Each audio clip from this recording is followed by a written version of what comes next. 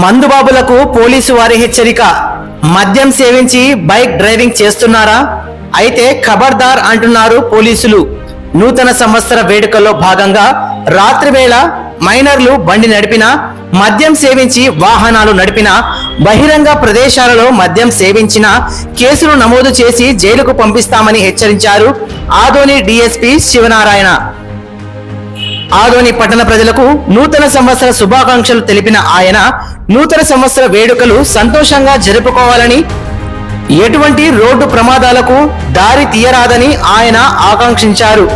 Police బందోబస్తు భారీగా ఏర్పాటు చేశామని తెలిపిన ఆయన అక్రమ మద్యం తరలిస్తే కఠిన చర్యలు తప్పవని తెలిపారు.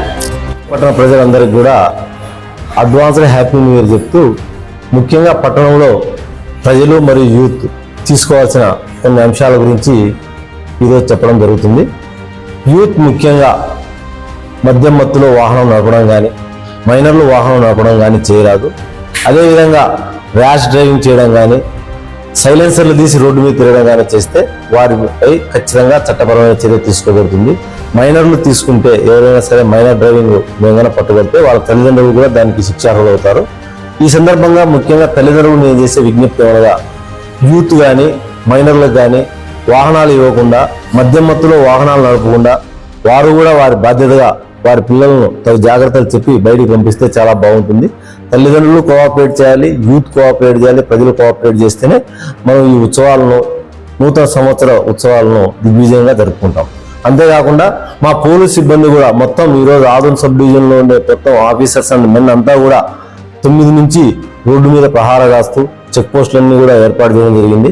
ప్రజల విజ్ఞప్తిగా పోలీసు వారికి ముఖ్యంగా సహకరించండి. వాళ్ళ బండి ఆపమన్నప్పుడు ఆపండి. డ్రంక్ అండ్ డ్రైవ్కి ఏదైతే టెస్ట్ వరకు ఆపుతారో ఖచ్చితంగా సహకరించి డ్రంక్ అండ్ డ్రైవ్ కూడా సహకరించండి. మీరు తాగితేనే భయపడాలి కానీ తాగని పక్షంలో, మద్యం తీసుకుని పక్షంలో మీరు భయపడాల్సిన అవసరం లేదు. ఆ రీడింగ్ రాదు, మిమ్మల్ని పంపించడం జరుగుతుంది. అదేవిధంగా రీడింగ్ వస్తే కూడా చట్టపరంగానే చర్య తీసుకుంటాం కాబట్టి దానికి కూడా మీరు కోఆపరేట్ చేయాలని చెప్పేసి మేము ప్రజలందరికీ విజ్ఞప్తి చేస్తున్నాం.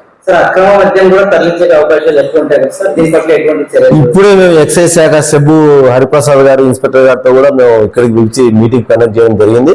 దానికి కూడా ఈరోజు సాయంత్రం నుంచే తగిన విధంగా ఏ మార్గాల ద్వారా అయితే అక్రమ మద్యం వస్తుంది, ఎట్లా ఎవరెవరు తీసుకొస్తారనే వారి మా దగ్గర పాత లిస్ట్ ఉంది. ఆ మేరకు వారి ఇళ్లపై రైడ్ చేయడము, సమాచారం మేరకు వారిని కూడా అరెస్ట్ చేసి సాధ్యమైనంత వరకు అక్రమ మద్యం అరికట్టడానికి అన్ని రకాల చర్యలు మేము తీసుకోవడం జరుగుతుంది. మామూలుగా ప్రభుత్వం వారు ఏదైతే నిబంధనలు సూచించారో ఆ నిబంధనల మేరకు 1 గంట వరకు అలా ఉంటుంది.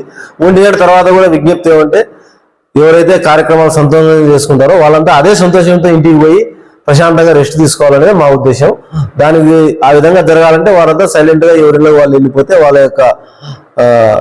వాళ్ళ దిగ్విజయంగా ఉత్సాహంగా జరుపుకునేందుకు సార్థకత పరమాత్మంగా నెరవేరుతుంది. సార్, ఆదోనిలో గమనిస్తున్నట్లయితే రోడ్ సైడ్ అంటే ఓపెన్ ప్లేసెస్ లో, పబ్లిక్ ప్లేసెస్ లో కూడా సోడా బండ్లు లాంటి ఏరియాలో బండ్ల దగ్గర కూడా మద్యం సేవిస్తున్నారు సార్. మరి వారి పట్ల ఎటువంటి చర్యలు తీసుకుంటారు? ఓపెన్ డ్రింకింగ్ అనేది జరగకూడదు, అది చట్టరీత్యా నేరము.